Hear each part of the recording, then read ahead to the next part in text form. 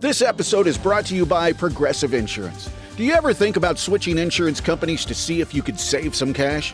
Progressive makes it easy. Just drop in some details about yourself and see if you're eligible to save money when you bundle your home and auto policies. The process only takes minutes, and it could mean hundreds more in your pocket. Visit Progressive.com after this episode to see if you could save. Progressive Casualty Insurance Company and Affiliates. Potential savings will vary. Not available in all states. This episode is brought to you by Indeed. Stop waiting around for the perfect candidate. Instead, use Indeed sponsored jobs to find the right people with the right skills fast. It's a simple way to make sure your listing is the first candidates see. According to Indeed data, sponsored jobs have 4 times more applicants than non-sponsored jobs. So go build your dream team today with Indeed. Get a $75 sponsored job credit at Indeed.com/podcast. Terms and conditions apply. Hey everyone, just a reminder to tell Joe's mom she looks like she lost weight because I accidentally parked on the grass again. Hey guys, mics are hot. Quiet on the set.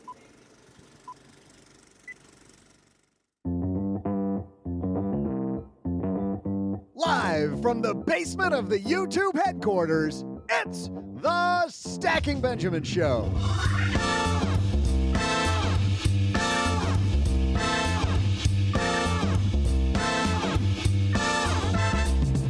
I'm Joe's mom's neighbor, Doug, and does our opening theme remind you of The Tonight Show? Well, if it does, you're in luck because today, just like Fallon and the gang, we're talking to some top guests, including the guy behind the Best Interest podcast, Jesse Cramer. And the woman who's hoping that someday she can afford everything, but right now can just afford anything, it's Paula Pant.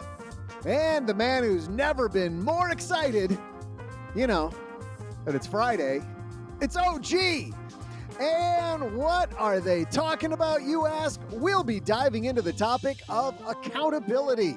You're on your own, says one famous blogger, and we'll ask what that statement really means. But that's not all, of course. We'll also continue our year-long money trivia contest with our contributors. And now a guy who'd be just like Jimmy Fallon if he found a way to become handsome and grow hair and learn to sing, maybe dance a little bit. Be funny. Do a couple of impersonations. Should I keep going? No. It's Joe Saul. Say hi.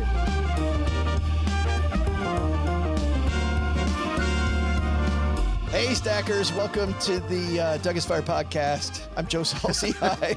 And man, do we got a great show for you today. Doug, how are you enjoying your last show? Is it fun? It's going to be a heck of a lot of fun now. I can say anything I want. I'm already can. That's right. The chains are off.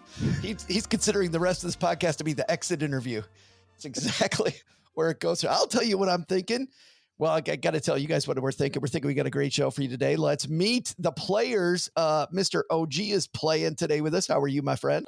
Super awesome. Thank you for asking. Day off for me today, so I'm just back here helping you guys. I should be on working vacation. On your day off, doing God's work. Yeah. Well, I understand it to be double time, so we just make sure we're clear about that. Come payroll time, I'm happy to be. Yes. And the woman who's always double timing, but never running, maybe walking fast. Paula Pant is here. Yeah, that does. So what's double of 0? Easy, cowboy. Easy. What's 2 times 0? But you're right. I am never running. I am not a runner. I am opposed to running. But I do set the treadmill at like 2.6 miles per hour, sometimes 2.7 miles per if you're hour. getting crazy. Whoa. Exactly. Whoa. Slow down. But yeah, hey, I'm 5'1". I've got like a short stride, but I will then put the treadmill up at like, a 12% grade. Wow. So, yeah. Walking uphill. Yeah, exactly. Both ways. Like the Nepalese mountain climber I am. That's perfect. With zero elevation.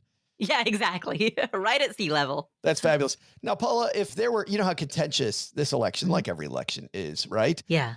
I think if somebody would come out against running, you would become a one-issue voter. Ooh. Well, I mean, I do think that people should have the freedom to run if they so choose. I just... no matter what kind of sicko they might be. Yeah, but exactly. Hey, if you want to. Yeah, Benjamin Franklin wanted to protect that right. and the guy who is ready for winter to come because it's the end of September. Jesse Cramer's here. You're way up there, way, way, way north, Jesse. Is it snowing yet? Let's get the weather report. It's not snowing yet, at least not that I can tell, but it could snow soon. October snow is not out of the question here in Rochester. And I just wanted to comment, I really like how in most places in this world, if you get let go of an employer, you are walked out, you are no longer allowed to make decisions. But here on Stacking Benjamins, we just give Doug a microphone. Like, say whatever you want. Our HR department may be a little lax, Jesse. It's a great policy. Maybe slightly lax. Well, we're not going to be lax about this. You know who sponsors this show, Jesse? I'm excited to find out. Is it State Farm today? It is State Farm. Yes. They're so good to us, Jesse. Did I cheat to get that right? You might have showed up at the last recording. This episode brought to you by State Farm. If you're a small business owner, it isn't just your business, it's your life. Whatever your business might be, whether it's cheating or whatever it might be, you want somebody who understands. And that's where State Farm Small Business Insurance comes in. State Farm agents, they're small business owners too, and know what it takes to help you personalize your policies for your small business needs. You guys ready? Everybody ready to do this with me? Like a good neighbor. State Farm is there. Yeah, that's great. Paula, they're gonna kick us out soon. Talk to your local agent today. Well, we've got a great show. Today's show actually is meant to kind of put, there's the carrot and the stick. I think today's episode is a little bit of the stick because I found this. Yes. Oh, geez, so excited. Yes. OG hates carrots. It's about time. Bring the wood. We've done almost 1,700 episodes, and finally one OG's down with. That's the most excited I've seen him in months. Going to share the negativity.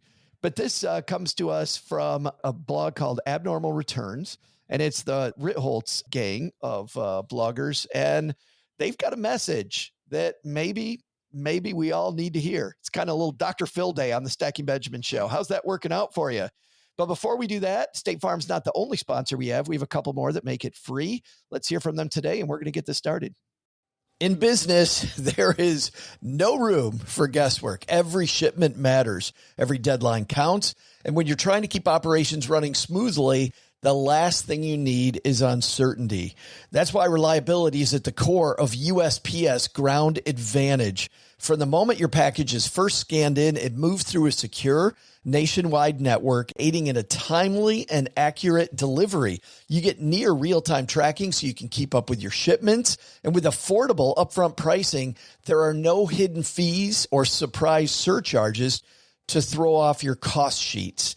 It all adds up to predictable deliveries you can depend on, because knowing your logistics are handled lets you focus on everything else, your customers, your team, and the future you're building. Visit USPS.com/Ground Advantage to start shipping with confidence. USPS Ground Advantage. We mean business. Dell PCs with Intel Inside are built for the moments you plan and the ones you don't. They're for those all-night study sessions, the moment you're working from a cafe and realize every outlet's taken, the times you're deep in your flow and can't be interrupted by an auto update. That's why Dell builds tech that adapts to you. Built with long-lasting batteries so you're not scrambling for an outlet, and built-in intelligence that makes updates around your schedule, not in the middle of it. Find technology built for the way you work at Dell.com/Dell PCs. Built for you. We got Jesse Cramer here, OG's here, and fired up.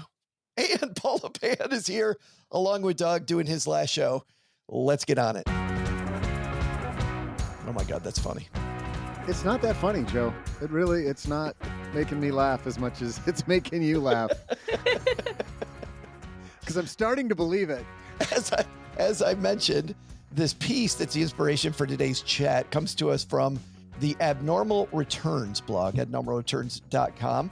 And it is written by the Director of Investment Education at Ritholtz Wealth Management. Oh, Tadas Visconta? Bless you. Tadas Visconta, who's the Director of Investor Education at Ritholtz. Thanks for the help with that, Jesse. Let's dive into what he says, because the name of this piece is You Are on Your Own. And he says, the rise of the degenerate economy is obvious to everyone now. As Howard Lindzen writes, quote, the degenerate economy is definitely bleak, but it's not going away. The bottom line is no one's coming to save you from blowing up your financial life, not even the SEC. Then he goes on this little mini rant where he talks about writer Robin Wigglesworth, who was on the show. Robin, when he was on our podcast, was talking about the surprising fact that no, it wasn't John Bogle who created the index fund. John Bogle was actually against the first index fund. It was a bunch of other people. And we'll link to that episode in the show notes back from October of 2021 when he was on. But Robin was talking about there was just approved a leveraged long MicroStrategy ETF, ticker symbol NSTX. And Robin bemoaned the fact that this is a product that is going to make, guess how many people money, OG? Guess how many people it's going to make money? One or two. Basically, whoever owns it and whoever manages it and gets paid for it. Whoever the creators of the fund are. The salespeople. Anybody that get puts rich. Yeah, that's true. Anybody on the creation team makes money. Anybody who buys this garbage is out money. And yet the SEC OG does nothing. He complains. Does this surprise you? Well, no, the SEC doesn't exist to prevent you from doing anything dumb. They exist to make sure that everybody's following the same rules and regulations. There's no rule that says that they have to stop what they decide to be a bad investment. Because honestly, if there's a market for garbage, then it actually serves a purpose, right? Even if it's detrimental to the people who might be investing in it, the economy, the capital market has said, we'll take this stuff. It's like any other free market thing. It's like if you want to sell your house for $1 million, but it's worth 500, nobody's going to buy it. But if you want to sell it for $1 million and it's worth 2 million, you'll have a whole long line of people that want to do it. Let the economy decide where the money should flow. This product is needed, it's priced correctly, and it performs the way it should. It'll attract money and it will prosper. If it's a piece of crap and it doesn't do what it's supposed to do and it costs too much and so on and so forth, then it'll cease to exist. It's not the SEC's job to say this company can be successful and this company cannot. We just to make sure everybody's disclosing everything correctly so that you can make an intelligent decision as an investor. Do you agree with that point of view, Jesse, that this is just capitalism at work? I mean, I agree with what OG said, but we're going to go down an interesting conversational path today, which is a little bit political or a little bit social in nature, socioeconomic in nature, where, my mind immediately jumped to the idea that as a society, we've decided that heroin and methamphetamine are very illegal, that tobacco and alcohol are allowed, but with some restrictions, but that you can eat all the sugar you want. I could sit here and make arguments that all those things are unhealthy for you. Someone could make an argument and say we should restrict all of them. Another person should make an argument and say, let people take whatever sort of substances they want. And this conversation is going to be similar in nature, just financial in nature, which is to say, well, should any sort of financial instrument anywhere on earth be legal? Does the government have a role in protecting us, or who in the government decides what needs to be protected against? And that's where you kind of get this slippery slope or this gray area that I think it should be a fun conversation because of that. Yeah, Paula, where do you come down there? The more interventionist a government is, the more opportunity there is for lobbying and special interests to take hold and sway those interventionist policies. I'm not sure that a group of bureaucrats are the best decision makers when it comes to assessing the quality of either nutrition or investments. And so to that end, it seems that so long as there are sufficient disclosures, so long as there is sufficient transparency, it is ultimately the free market and the end user that should decide.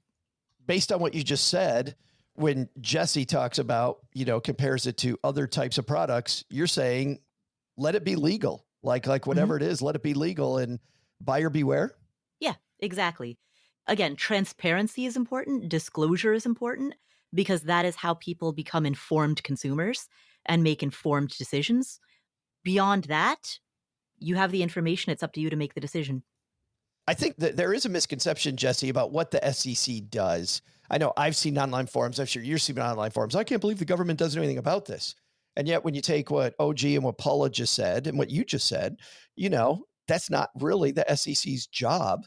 And so I think there's a lot of people out there that don't realize, hey, nobody's coming to help you. Like, don't blame the SEC if you get stuck in this stuff, this garbage, this what's it called, MSTX or whatever the other piece of garbage is. That's on you. Yeah, I mean, is it outright fraud? Like the SEC, part of the SEC's job is to prevent again outright fraud or like things that are purely predatory in nature. OG's right to some extent, which is in this case, I mean, I haven't looked in this to the specific ETF. And just so we're clear, I mean, in case any listeners are confused, this is an ETF. If my understanding is correct, and I'm actually looking to you guys to correct me if I'm wrong, this ETF holds one single stock, MicroStrategies, in a levered fashion. So you're kind of doubling down your bets. And you say, well, why do you need to do that? And the answer is because some investors out there want higher octane exposure to this one company, MicroStrategy. And a lot of MicroStrategy's valuation is tied to Bitcoin, if you didn't know. So it's like kind of this weird Bitcoin cryptocurrency play. And as long as investors are aware of that from the SEC's point of view, as long as you know what you're getting into, go ahead and get into it. Again, it kind of comes down to this conversation. It's the difference between what's legal or what's ethical or moral. I don't know where I come down on it, but for the same reason why some people look at Las Vegas and say that gambling is immoral and we shouldn't have it legalized, that's probably the same reason why some people might come down on this and say, well, this leveraged ETF, it's just stupid and you have to look out for yourself. You're on your own. It is amazing, OG, to Jesse's point, the author here starts to go into gambling, right? And how a lot of investors aren't investing, they're gambling. Heck, last Friday, Paula, you were sharing that during the COVID time, like everybody else, you put some money in the account and, hey, because of boredom, I'm going to not invest. I'm going to gamble stocks and do some meme stock fun. Yep. And he quotes this man, Alex Kirshner at Slate.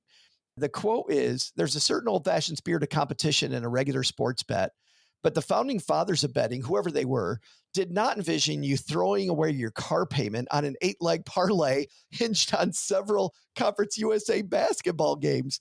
They did not imagine you'd be able to do it in 30 seconds from your phone with any prompts asking you to maybe think about it for a second. Like, oh, gee, it's amazing how there's no backstop now. You could blow more money than you ever had on DraftKings in 30 seconds, your entire paycheck and more, and there's no backstop at all. Well, yes. And I know that there's different states have different rules. And so they're leaving it at the state level. Texas, of course, doesn't allow any of that, so if you try to log into DraftKings or whatever your, interesting app du jour is, it's not going to work. That's why VPN sales are through the roof in Texas. You can't even do it with a VPN. Don't ask me how I know, but I'm just saying but I do know that on some of the casino apps, they do have things that will pop up after a while. Be like, hey, so you've been spinning this wheel for about an hour and a half.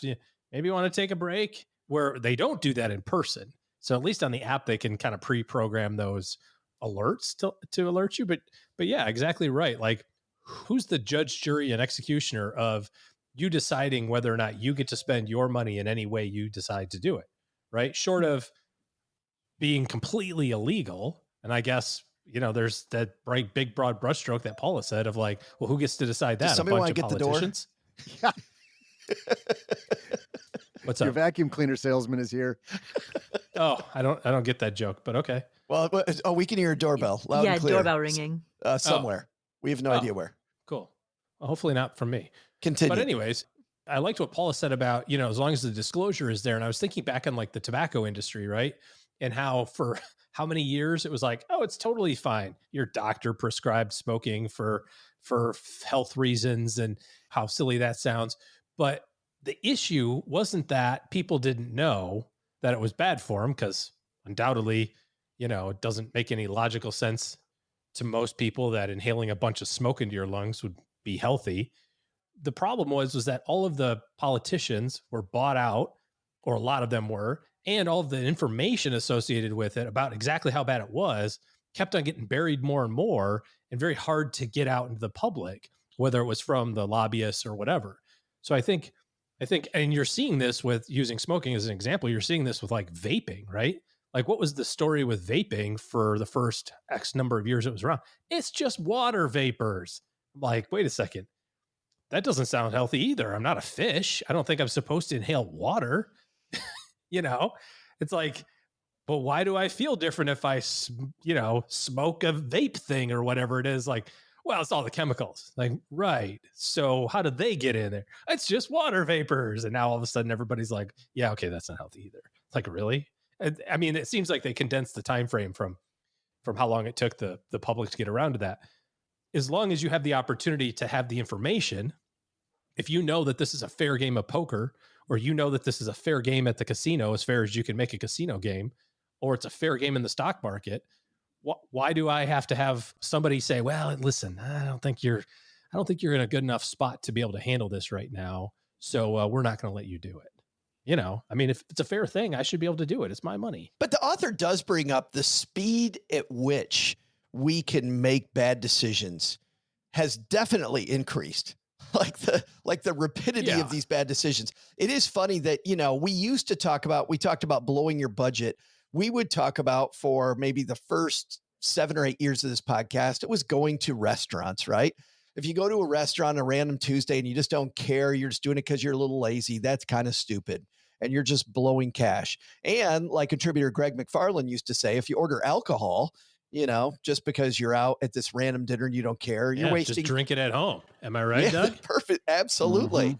Just get the alcohol in you at home ahead of time, pregame at the very least. But think about the discussions we've had lately on this show. Are we wasting money on DoorDash, right? We're having the restaurant and having it come to us, and I can do that on my phone. I'm not having the neighbor take me to the airport. I'm using Uber to take me to the airport. I'm not buying anything. I'm renting all my stuff. I can do all this from my phone. Yeah, but all those things have served an economic purpose and are viable solutions to problems. For every person that says Uber sucks, there's a bunch of people who are like, this is a godsend because now I have a bunch of transportation options, where in my town I had one taxi guy, you know, and now I have 20 Uber drivers who can help me get around and do the things that I couldn't do before. So it's definitely served a purpose. Right. And again, same thing with DoorDash. So who is it to say, Joe, look, I know your money situation. You probably should just eat at home today. But for the person, wait a minute though, but for the person who is broke, or the person who's just coming out of college and just starting off, Paula, it's easier than ever to get yourself into trouble. Yes, but it's also easier than ever to get yourself to earn money, to get yourself up the ladder. It's now easier than ever. It used to be, before the internet in the 1980s and the 1990s, if you wanted a side hustle, you would have to go to a brick and mortar establishment and take a second job. Now it's easier than ever to make money from your phone. So it's easier than ever in both directions. Like gambling. That's how you do it fastest. I know. The fastest. Well, Jesse, it's funny, when I first read the header of this piece, you are on your own. I'm like, oh, this is generic. And I wasn't even going to open it. And then I saw who was writing it. And I'm like, okay, these guys, established group. He's an established writer. I start reading it. It's obviously a very interesting topic. But truly, Jesse, to Paula's point, you got to decide for yourself which team you're going to play on. No one's looking out for you, Joe. And I mean, I don't mind taking the other side of this conversation to some extent. I'm happy to go back and forth a little bit, only because here we go. I think, you know, and this, I'm stealing some words from the late, great Charlie Munger here. State-sponsored lotteries are disgusting and contrary to the interest of civilization. Sports gambling, like all gambling, is a tax on ignorance. I don't think they actually add anything to society. And so again, I don't know whether it's the government's job to tell us how we can or can't spend our money. In that case, I'm willing to listen to other thoughts. But yeah, I mean, I personally think the lottery and sports gambling are not adding anything to society. I think we'd all be better off if someone came in and got rid of them. I don't think that we need to, you know, in the spirit of free market, allow a for-profit gambling company to create an unbelievably addictive app to send out to, like you alluded to, Joe, to people who are fresh out of college or just off on their own. And it's susceptible to, you know, we're all human. We all fall for addictions in the same kind of way or ways. And yeah, I just don't think it's a net positive for society. And I think it's okay to look at things that way, not from the individual point of view, but from the society point of view, and just say, is this a good thing for us to have or not? Anybody? Oh, she's just going to let it go. Damn, hot take. I know. That was apparently, Jesse, you dropped the mic because nobody wants the other side of that one. Well, they're definitely bad. I was just gonna. I'll bite. I mean, Dave what does Dave Ramsey say about lotteries? It's a tax on poor people. Certainly. Well, I've heard, was it gambling or lotteries? I don't know who said it, but tax on people who are bad at math. Bad at math. Yeah, it's a tax on ignorance. Well, Seth Godin in this piece, they quote Seth Godin, who, by the way, is going to be on the show in about a month. Awesome. Seth writes, someone's going to win the lottery, but it probably won't be us, which is another point. Yeah, if I buy the Mega Millions today, there's a chance. Right? You're saying I got a chance? You're telling me I got a chance? Somebody got to win it. Now, I don't know these numbers for a fact, Jesse, but I see the advertisements. So maybe it's true, or maybe it's partially true, or maybe it's not true at all. But in Texas, I see the thing that says, you should play Mega Millions because last year it generated $6 billion for Texas schools. Generated from what? Well, I'm guessing from the people who paid. Half the money went to the winners and half the money went to the, it's a tax, like you said. So, I mean, there is some transfer that's happening, right? Where it's going to allegedly schools. I don't know if that's true or not. If we wanted to generate $6 billion for schools, I think there's a more efficient and equitable way would be my counter argument. I'm just saying, like, the money's coming from people who maybe they just want to entertain themselves, which that's one thing.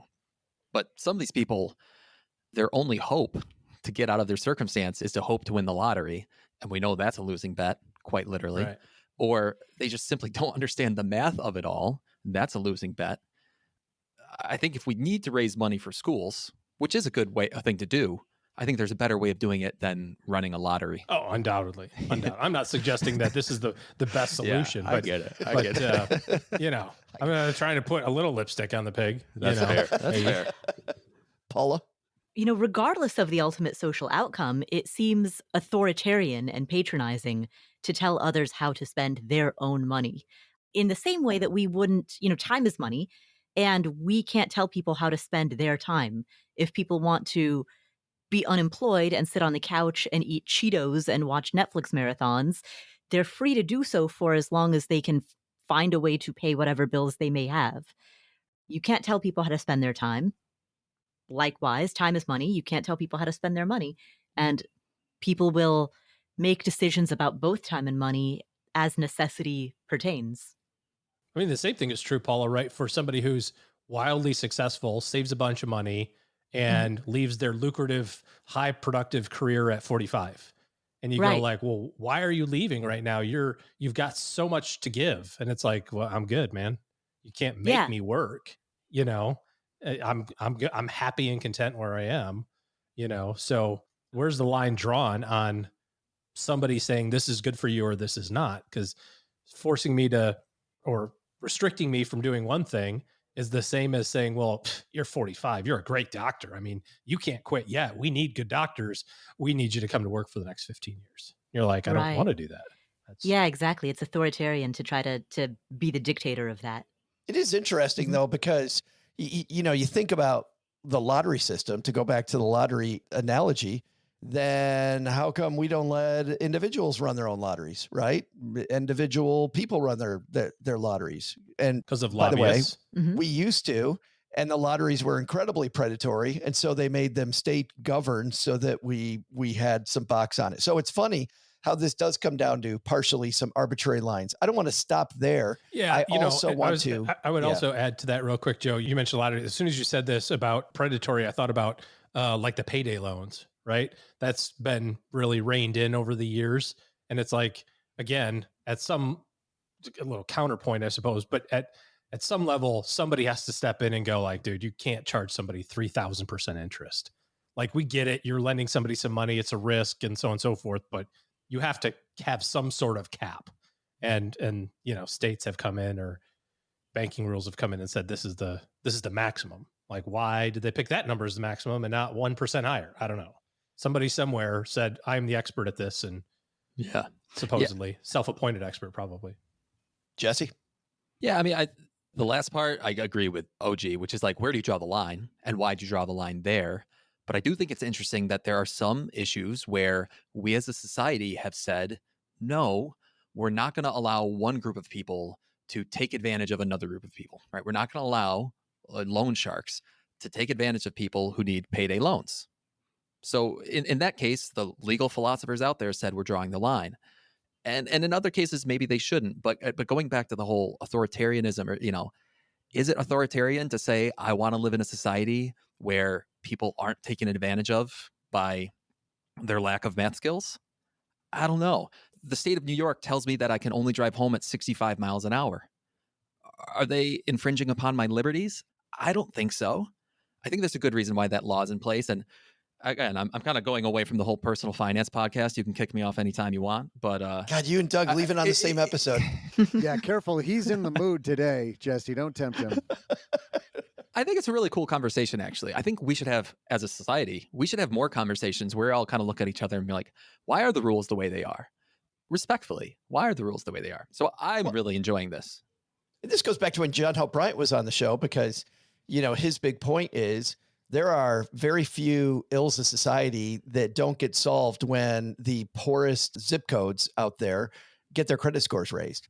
Like if we help them, and often it's a matter of math skills and not getting the memo and not understanding how wealth building works. And so protecting those people, it is an interesting conundrum that I'm sure we're going to solve in the next half hour. I'm very certain we're going to solve all of this in 30 minutes, but we are going to take a break right now. And by the way, when I come back to this, I want to talk about social media, because when we say that you're on your own, oh man, some of the great sounding garbage that's on social media is just incredible. I'm going to play one for you. But at the halfway point of every Friday show, we have this year-long competition between our frequent contributors, Paula Pant, OG, and Mom, who lately has been presented not very well, she said lately, by the way, by Jesse. She liked it better, Jesse, when you cheated. But, maybe gotta go. First he cheats, and then he brings on his dumb politics onto the show. Here he is. She's just saying she liked you better when you nailed the answer. That's all she said. But anyway, we have a score, and Jesse, well, it's not looking that great, bud. It's looking good for somebody, but it's not you and it's not Paula. OG last week increased his lead. He has 14. Mom, aka Jesse, has 10. And Paula has 8. Paula, I think if you're going to win, I think you got to get going this week, sister. Woo. All right. It's the time. This is the decision maker for the 2024 outcome. Well, I don't know if it is, but near the end of the season when they're like, if they don't win today, right, we're getting close to that spot. But I'd love to see a Paula Pant run starting today. But Doug has the question. Doug, what are we focused on this fine Friday? Hey there, stackers. I'm Joe's mom's neighbor, Doug, and today's a big day in money-making history for tonight. You know what I'm saying, of course. Tonight is what we're all about today. Well, that doesn't make any sense either. What I'm trying to say is that tonight first came online on what day? On this day. Or, tonight. How about what year? Yeah, that's it. What year today was tonight first tonight? Nothing? I mean, you get what I'm trying to say, right? I got it. I'm picking up what you're laying down. Let's, I'm going to try it this way. Here's We'll try it this way. Here we go. To clarify, what year did the show called Tonight, later to become The Tonight Show, first air? Yes, that's it. I got it. I nailed it. That's better, right? We'll do it one more time. There you go. What year did the show called Tonight, later to become The Tonight Show, first air on today's date? Tonight, like years ago. I'll be back with the answer as soon as I practice saying, here's Joey. That doesn't sound right. That's got a ring to it. I don't know. That's perfect. That's great. We should start every show with that. All right, OG, you are going first. The Tonight Show debuted on today's day in history. What year? Well, I'm old enough to remember that there was a point in time when TV would stop. I don't think Jesse or Paula would know that. They played the national anthem, and then everything went off. It's also because you grew up in the sticks, and they did that out there back then. No, I didn't. I grew up in a city. You wake up because they had the national anthem playing, and then there was just fuzz. And then it went to snow. Yeah. Yeah. What? TV wasn't 24 hours? What? From the beginning? No, wow. It's incredible. I didn't know that. Like literally it would be the national anthem and then it would just end. Like then TV was over. Says, if you're not in bed yet, you better be, because there's nothing to watch until 7 a.m. Today we're ending our broadcast day at WKBS. Yeah. Whatever. The station is blah, blah, blah, blah, blah, blah, blah. Yeah, it's just, you'd think they'd play like taps or something. And then what happened, Grandpa? I know, enough old guy stories. I'm just trying to place like when that could have happened. So Tonight Show, Fallon, the guy before him, car guy, Jay Leno, Jimmy. I don't know, is Jimmy in there? Is there a Johnny? There's a lot of J's. And I feel like there was more people before Johnny Carson. So I'm going to say that you said Tonight, and then it changed to the Tonight Show. I'm going to assume that's kind of one continuous thing that just rebranded it. It is, and not get cute with it. I'm going to say that it started September the 27th in 18. I'm just kidding. 19. I just want to see if Paula would say 1462. In 2000 and let's say 1956. 1956. I feel like that's a really good number. I'm very excited about that number. Why? I just feel good. It's like I got a lot of tingle came through me when I said it. Okay. Jesse? Weird. No tingle over here. Is that the question? So 56, interesting answer. Now, my parents were born in 55 and 58. And just something about seeing their childhood pictures, I just feel like the Tonight Show and that kind of brand of TV wasn't quite there yet. But I also think by like 1970, I'm thinking to myself, like Carson might have started in the early 70s. And I don't think he was the first one either. So I'm going to say a little bit later than Josh. I'm going to say 67. 1967. That was my second guess. Paula, what do you think? You got 11 years between those. Yikes. I mean, the question is, do I guess that it's somewhere in between those years, or do I take the upside? I'm going to take the upside. Jesse, your guess was what, 1967? Yeah, I said 67, but I did mean 1967, not 67 AD. 1967. All right, I'll take 1968. 1968. That was a fine year. It was a great year for civilization. 1968, maybe the best year. Is that when you were born? Could have been. Might have been. I was born at some point. Yeah. So long ago, wasn't it, Paula?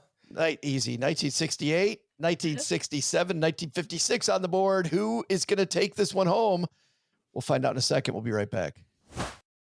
This episode is brought to you by Progressive Insurance. Do you ever think about switching insurance companies to see if you could save some cash? Progressive makes it easy. Just drop in some details about yourself and see if you're eligible to save money when you bundle your home and auto policies. The process only takes minutes, and it could mean hundreds more in your pocket. Visit Progressive.com after this episode to see if you could save. Progressive Casualty Insurance Company and Affiliates. Potential savings will vary. Not available in all states. What would you do if your online store converted 36% more shoppers? You could take 36% more vacation. Another pina colada? Yes, please. Open a new retail location with 36% more square feet. Fantastic. Hire 36% more help. You're hired and you're hired. Shopify has the world's best converting checkout, up to 36% better than other e-commerce platforms. What you do with those extra sales is up to you. Switch to Shopify today at shopify.com/listen and get a $1 trial. Shopify.com/listen. Did you know Fast Growing Trees is America's largest and most trusted online nursery with thousands of trees and plants and over 2 million happy customers? Whether you're planting fruit trees, adding privacy, brightening things up with flowers, or bringing in houseplants, Fast Growing Trees has it all. Even better, they can help you find options that are right for your climate, your space, and lifestyle. Click Order Grow. Every plant arrives healthy with the Alive and Thrive guarantee straight to your door. So if you're ready to get planting, this is the moment. Right now, they have great deals on spring planting essentials, up to half off on select plants. And listeners to our show get 20% off their first purchase when using the code WWO at checkout. That's an additional 20% off. Better plants and better growing at fastgrowingtrees.com using the code WWO at checkout. Fastgrowingtrees.com, code WWO. Now's the perfect time to plant. Let's grow together. Use WWO to save today. Offer is valid for a limited time. Terms and conditions apply. Go to growingfasttrees.com for details. OG, you opened up this whole thing at 1956, and I got to say, Jesse and Paula think that you might be a decade off. What are you thinking? Feeling it. Feeling the flow. I'm in the zone. Just feeling good. That's a little creepy. The tingle. It was the tingle. Just feeling his flow. I was going to say 48, actually. I was going to say 1948, but then I thought right after World War II, probably not when it happened. Give him a little bit of time after that. That's how I get to the 50s. Like Back to the Future time. Marty McFly. Jesse? Yeah, I'm feeling okay, Joe. I'm just doing some math in my head. So what, if it's 62 to 67, that's my sweet spot here. If it's before 62, it goes to OG, I think. So I'm feeling pretty good. Mid 60s. Yeah. There's a chance it could be early 60s. Right when Joe was born, maybe a smidge earlier. Right. But then again, right, it could be 68, 69, 70. I'm feeling okay. Not great, but okay. But Paula, if it was 2011, you're going to win this thing. Well, I mean, so there was Johnny Carson. I feel like Carson started in the 70s. Yeah. Anybody know this off the top of their head? Yeah. Johnny Carson was in the 70s. I don't know if there's anybody before Carson. I've never heard of anybody before Carson. You know, when I first heard the question, I thought, probably in the 60s or early 70s. So, yeah, I feel decent with 68. Well, let's find out if Paula's finally got her intuition machine working right. Doug, who's going to win this thing? Hey there, Stackers. I'm Ed McMahon, fan club president and guy who loves to dance to music by the Roots, Joe's mom's neighbor, Doug. Tonight, later to be called The Tonight Show, has had some iconic hosts. The first was Steve Allen, but probably the most iconic was Johnny Carson, who started, well, I'm not going to tell you that. Of course, the biggest fiasco in late night centered on The Tonight Show, as well as Conan O'Brien was hired and then replaced by his predecessor, Jay Leno. Man, was that a mess. But this question isn't messy. What year did Tonight debut on today's date in history? Well, I can tell you that Paula was just 14 years off, Jesse was 13 years off, and OG guessing 1956 was just 2 years off. The correct answer is 1954, making the soul-sucking Captain Evil, our very own Sith Lord, today's winner. Wow. Oh, Lord. And now back to our ragtag group of misfits and ne'er-do-wells. Paul, I thought when you said you're taking the over, I'm like, that means 1955, right? Please take 1955. You're taking 1955. Please, God, take 1955. And by the way, when OG first said 1956, Doug, I thought the answer was 1956. And I was like, holy crap, is he cheating too? Like, do we have just Cheating is contagious. Nope. So good. And I almost kind of gave it away a little. I don't think we have. We never have. Can you be certain? 1,700 episodes? I can be certain. Oh, okay. Paula, Johnny Carson started in 1962. He was on 1962 to 1992, 30 years. Wow. And before him was a guy named Jack Parr, I think. Parr. I think that's right. And Steve Allen before him. Wow. So long history. Wait, and TV ended? That's the part I still can't get over. TV just ended at a certain exploded point? Paula's brain. She couldn't even comprehend the How question. do you even do that? I've never heard of this. Paula's head exploding is brought to you by depositaccounts.com. You know what happens when you go to depositaccounts.com, Paula? You learn that your deposit accounts also end after 11 p.m.? You deposit for as long as you sign up for contractually, but you compare more than 275,000 deposit rates from over 11,000 banks and credit unions for free. Savings accounts right now, if you're in the top 1%, you're getting 4.91%. National average 0.5. I know the huge banks are still paying 0.01 or 0.03. So check out yours and then check out deposit accounts. Click on savings accounts, CDs, checking, money market. And it's easy to compare, ditch, switch, and save at deposit accounts from Lending Tree. Paula, you know the light on a refrigerator also goes off when you close the door, right? That's still true today. TV ending is no longer true, nor has that been true in my lifetime. The refrigerator door light. I just did a quick Google search, Paula, for you. Apparently, the first all 24-hour broadcast was New York City, Channel 2, in 1982. Wow. Whoa. That was the very first one. So think about it, into the 90s, you had plenty of smaller stations that were still. Like the last guy out would just shut it off. He'd be like, all right, that's a wrap, everybody. Wow. Flip off the switch. Right. TV was over. The focus on today is nobody's there to save you, and the pace at which you can mess up your money is faster than ever before, is the hypothesis. So we've already talked about gambling on investments, investing in a way that's gambling, some crappy products and oversight. I want to play you something that a member of our basement Facebook group brought to our attention. This is, this was presented as what the IRS doesn't want you to know. And this comes from Instagram. Life insurance is the world's safest industry. There's an account that yields 5 to 6 times more than long-term CDs, has guaranteed returns in most cases, does not have to be reported to the IRS, can be accessed by any time without penalty, lets you retire 100% income tax-free, and yet almost no one knows how wonderful these plans are because the government places tight restrictions on the advertising of these accounts, even though they are 100% legal. Why are they secret? I'll tell you in a moment. The only way to prove that is to own some. Now, why can't we advertise all the greatness of cash value life insurance? You ready? The government places tight controls and restrictions on the advertising on these accounts because they can't make a dime off of them. If we sold cash value life insurance to everybody in America, there would be no tax revenue for these guys to screw up. When the money goes in, it accumulates without current taxation. When you take it out as a retirement benefit, it is paid out tax-free. And when you die, the death benefit is paid tax-free. Let me ask you something. Don't you think you ought to get out there and tell America this right now? Guys obviously talking to insurance agents about the miracle of permanent life insurance. Basically talking to agents and not consumers. And people who know us know that you can use it.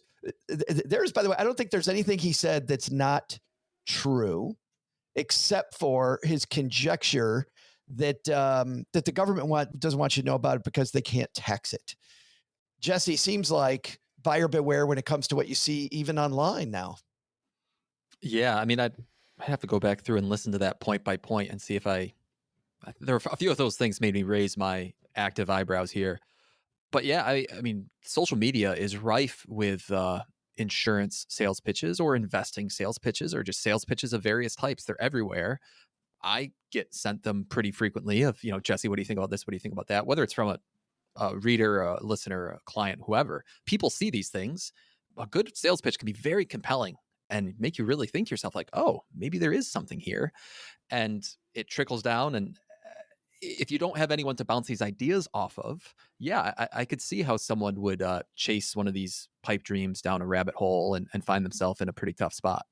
I mean, online is disguised as advice, not a sales pitch. Right. I mean, yeah, a lot of it is.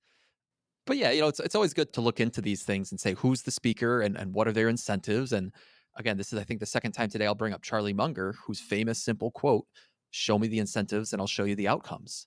Mm-hmm. If you understand someone's incentives, you can understand the outcomes that they're looking for. And listen, if someone with no dog in the fight is giving that speech that you just played for us, Joe, okay, that's one thing. If it's an individual who profits from the insurance industry and is speaking to insurance agents about selling more insurance products to people like you and I, well, all of a sudden now it kind of changes the way that we should look at that statement, doesn't it? Yeah. We've got a lot of hills we just created that people need to battle on, Paula. So let's start on the other side of this. Let's go from the negativity of we can screw this up faster than ever to the positive. Where do we begin? I mean, obviously marketers are after us faster than ever, and they can take our money faster than ever. So if I'm starting to put my financial plan together in 2024 or beyond, what is step one of creating a rock solid plan to not just stave off the types of people we were talking about and stupidity and create a plan? Well, I'd say the first step is to get educated, because the more that you know about a given subject matter, the more that you are able to see through marketing spin and make, intelligent assessments of different ideas, different products, different services, different plans. Where do you start that education? On the Stacking Benjamin show, probably. Or Yeah, you do. You truly do. You listen to podcasts, you read books. What's great about books is that as opposed to things that are published on TikTok, there's a vetting process when it comes to books, assuming the book is traditionally published.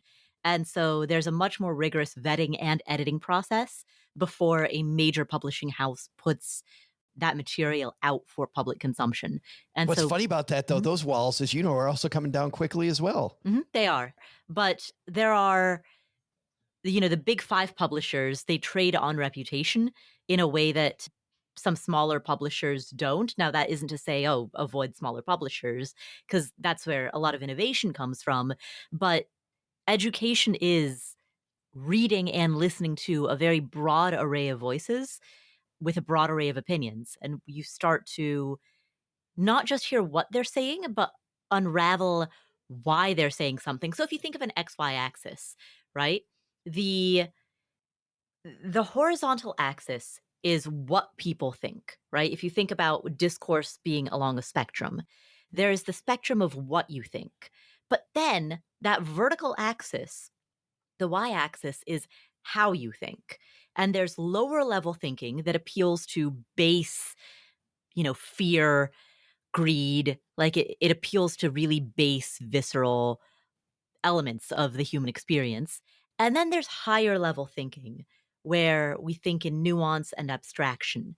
And so as you consume material, you filter not necessarily for what somebody thinks, which exists on that horizontal line, but rather for how they think, which exists on the vertical line.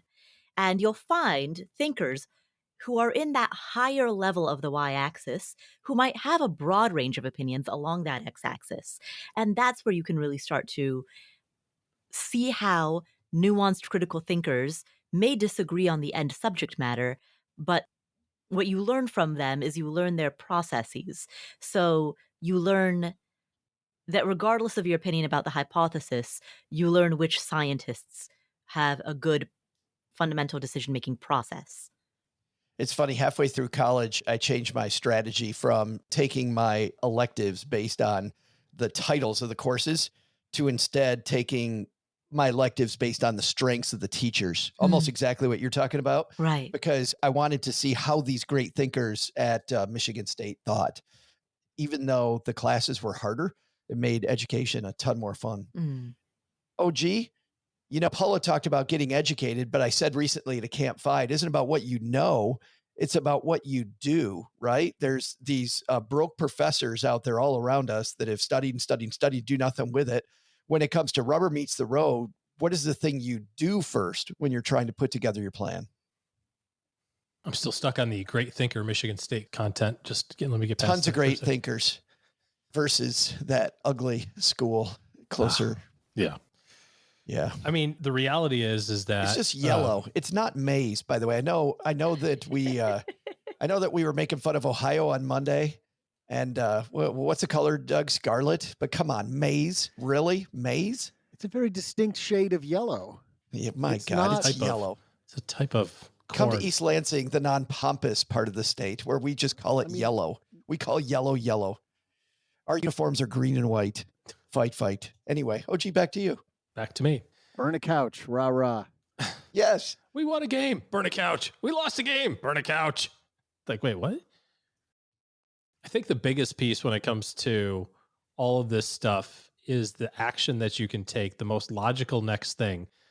Tony Robbins is really well known for goal setting and conversations around goal attainment and kind of your mindset thinking about this. And one of the things that he talks about is to never leave the thought of a goal without doing the first logical step, like whatever the next thing is. If you're thinking about, it'd be fun to go to Europe for a week, or it'd be fun to take the family trip to, I don't know, Peru, or, just making places up. You could you got to order the travel book about Peru or do whatever, right? Like do the next logical thing in the process. You're not going to book a trip to Europe without figuring out what country you want to visit or countries. You got to do the next logical thing. And so when it comes to your financial planning and it's like you're thinking, I should probably do something for retirement. Well, do the next logical thing. Set an appointment with the HR people. and go, hey, what options do I have here? Or go on Schwab or Fidelity and open an account and set up $50 going into it so that it's funded. Do the most logical next step. You don't have to get to build full financial plan, buy life insurance, create my estate plan, meet with the CPA. You don't have to do all that stuff. Yeah, eventually those things show up, but do the first best thing, and that will just start the snowball of momentum a little bit. You and I were having a great conversation earlier today off mic on this same topic. We were talking about a good financial planning firm. And you said, OG, that when somebody asked the creator of this firm why they were so successful, he didn't say because we do comprehensive planning, and they do. He didn't say because of the way that we work with our clients successful, because we do. You said what? Yeah, we just solve whatever problem they need. Yeah, we solve what they're worried about right then. Yeah. Which is, if you're passionate about something right now, go do the thing about that thing. That will lead you to comprehensive, which is, I think, OG, where this firm got with their clients. Yeah. If you're working on this for yourself, it doesn't matter if it's fitness, if it's health related, if it's money, if it's your taxes, pretty soon we're gonna be talking about that. It's like sitting down on a Saturday afternoon with TurboTax and a bunch of PDFs on your computer, or trying to wrangle all those things is a giant pain in the butt. But you can think about it in like little steps and go, well, what's the most logical thing? Oh, I should download all of my tax documents, or hell, make a list of all the places I have money so I know where to go to download all the tax documents. You know what I mean? Like, you don't have to do your taxes all in one day. When you think about it in January, and that's a goal to get my taxes done, go, first thing I should do is write down where all my money is. Oh, I've got some money at Schwab. I've got money at the bank. I've got money in my 401k. I worked 2 jobs this year, so I should get 2 W-2s. Make a list of that stuff, and now you've just moved a little bit down the field. You're going to be, to your point, more comprehensive because you've taken the small steps and not jump to, I got to show up at the CPA's office with all my stuff. Because that turns into, oh, I forgot this form. I know you filed my taxes already, but I just got this from, I forgot. It's a bigger mess. Jesse, you know that in this piece, they're talking about all of these problems that, right, we decide to gamble on the lottery, or we decide that we're going to do something, whatever it might be, do something dumb with our money. That doesn't happen when you're fired up about financial planning. Because when you're geeked about something, maybe the first month, the first 2 months, the first 3 months, you're going to be great at it. How do you guard against the types of things we talked about today when, it's that normal Tuesday and you're thinking maybe I should go out to dinner? So I'm sorry, it's a Tuesday. I'm looking to go out to dinner. and what's the question now? And you've got the DraftKings app in your hand, and you pass the liquor store where it says it's $5 billion today. How do you guard against all that stuff when you're not fired up anymore? It's just a random ATM withdrawal for the Powerball. Yeah, you're back to regular life. Mm-hmm. I wish I remembered the exact source of the person who said this, but the idea is that in order to say no to something, it helps to have a bigger yes.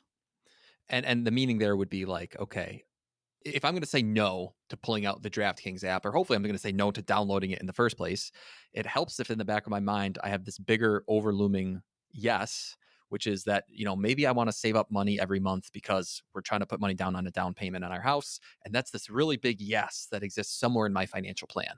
Or maybe, once a quarter, I take my family out to a really nice meal. And in order for me to save money for that, well, I have to say no to some things in life. So strictly speaking, from a behavioral finance hacking, financial planning point of view, one of the ways in which we can more easily say no to quote unquote bad spending or dangerous spending in our life is to have some bigger, more exciting yes that we're working toward. Know what the goals cost. I love that. Because we often know what the sweater costs right in front of us that I'm gonna drop some money on, but I have no idea what the goal costs. And whether I'm ahead or behind. I love that. That's great. Joe, don't you already have enough Cosby sweaters? I mean, just step away. Cosby? We go to Cosby? Why do we go to Bill Cosby here? You had a whole bunch of those Cosby sweaters. I've seen you wear them. Cardigans. Holy cow. We could just call it a cardigan rather than all the stuff that comes with Bill Cosby references. Wow. Well, your Kevin Spacey sweaters are just... Well done. Well done, Paula. Got a whole bunch of those. I think that is a great place to leave it. We will look at this on our show notes page at stackingbenjamins.com. We'll have a link. And for now, though, let's talk about what people can do after this. They clearly, Jesse, want to go to that Better Interest, Better Investing, maybe the Best Interest podcast. That'd be great. They could go to any of the 3 podcasts, but if they do want to hear me, the Best Interest is the way to find it. What's new? Boy, by the time this airs, there might be a new AMA episode out, which is cool. Joe, you might be joining us soon. So we've got some really good things in the hopper, whether they're live yet or not. Exciting stuff. Awesome. I like that. Air of mystery, Jesse. Like, what is it? I don't know. Just come see at the Best Interest podcast. It was like that insurance sales guy. We can't even advertise about it. You're just going to have to wait and see. The government doesn't want you to know about the Best Interest podcast. To own one. They can't tax me. That's why they never talk about it. That's great. The best way to know about it is to sign up, OG. Just sign up. OG, what do you got going on this fine last weekend of September? Oh, it's fantastic. It's a great weekend. HOCO going on in the OG house with a senior and a sophomore. So that's cool. HOCO dance tomorrow. Big thing. I wasn't invited, but I understand it to be a big thing. And my brother's in town to visit. It's his birthday today, too. I know it's your bride's birthday today. It is. So happy birthday to Cheryl today. Mrs. Joe Celsia. Anyway, but yeah, so we're just kind of hanging out this weekend. Quiet weekend. The kids are going to be gone, partying, doing kid stuff. And me and my brother are going to get a little cray-cray. Oh, boy. Cray-cray. Well, some High Noons will be involved. What's the other brand? High Noon and Truly. Huh. White Claw. White Claw. There you go. White Claw. Yeah. White Claws and High Noons. Oh, that's going to be flowing. If they had that stuff on tap, oh, that would be sickening. God. Let's go back to 1991 and grab the Bartles James off the. Those were good. Some box wine. Little Mad Dog 2020. Actually, box wine's gotten better. But anyway, Paula, either that or I'm just getting older and I just don't care box anymore. wine is legit. Paula, people can pause right now and go to the Ford Anything show. They flip over to that right after this. What are they going to hear from your melodic tones? Oh, why, thank you. The dulcinet. They are going to hear, this is negotiation week on the Afford Anything podcast because this is the week when I'm not sure if I want to or not then. No, I don't. Ooh, I'm sorry. Yes, I'm here all week. This is the week when we are making our course on how to negotiate, and specifically with a focus on how to negotiate for a raise. Although we'll also teach you how to negotiate for a car or a freelance contract or anything like that. But with a super focus on how to get a raise. This is the week when we are opening that course up to a beta tester cohort. So if you want to get in on the ground floor, be part of the founders crew, and get access to it for cheaper than it will ever be, this is the week to do it. So the September 23rd through 27th is the week that it's available. And that is rapidly coming to a close. Awesome. And that is on the Afford Anything podcast. Yes. Where Find Your Podcast are. And you know what? And we'll link to the negotiation course specifically on our show notes page. I would love that. Thank you. Thank you, Paula. And thank you, Jesse. And thank you, OG. It's been another great Friday. Doug, wrap this up with a big old bow. What should be on our to-do list today? Well, since this will be my last time ever doing a wrap-up for an episode, I hope I can go out with a bang here. Oh, that was hyperbole. Of course you're coming back. Okay. I don't hear a lot of veracity in the tone of your voice there, Joe. Sounds like he's about to take Paula's negotiation class now. He's going to be asking for a raise. That's right. We'll give him 40% more money. Right. Here's what's stacked up. Can I just do it? Get out of here. Here's what's stacked up on our to-do list for today. First, take some advice from Jesse. He had a couple of really kind of mild, totally non-provocational takes today. He didn't drop the mic or anything. Hey, Jesse, how about summarizing one of those for us? Don't be a stupid gambler, but instead find your deeper yes. Ooh, all right. Hey, second, Paula, before we turn off the podcast transmitter for the night, please enlighten us about your thoughts on accountability. It is easier than ever to blow your money, but it's also easier than ever to make money because you can do both of those from your phone. So you're saying DraftKings is okay. But the big lesson? Don't try to create your own Tonight Show set in the basement. I mean, you take one bed sheet off the line one time, you wrap it around your waist, and mom thinks we're going all toga party down here. Hey, that's an idea. Who wants to have a toga party? No? All right, your loss. I was going to recreate that scene from Caligula with the grapes. Oh, no. No, not those grapes. Relax. Thanks to Jesse Cramer for joining us today. You'll find his Best Interest podcast wherever amazing podcasts are found. Thanks to Paula Pant for hanging out with us today. You'll find her fabulous podcast, Afford Anything, wherever you listen to finer podcasts. And thanks also to OG for joining us. Looking for good financial planning help? Head to stackingbenjamins.com/OG for his calendar. This show is the property of SB Podcasts, LLC, copyright 2024, and is created by Joe Saul-Sehy. Joe gets help from a few of our neighborhood friends. You'll find out about our awesome team at stackingbenjamins.com, along with the show notes and how you can find us on YouTube and all the usual social media spots. Come say hello. Oh yeah, and before I go, not only should you not take advice from these nerds, don't take advice from people you don't know. This show is for entertainment purposes only. Before making any financial decisions, speak with a real financial advisor. I'm Joe's mom's neighbor, Doug, and we'll see you next time back here at the Stacking Benjamin Show.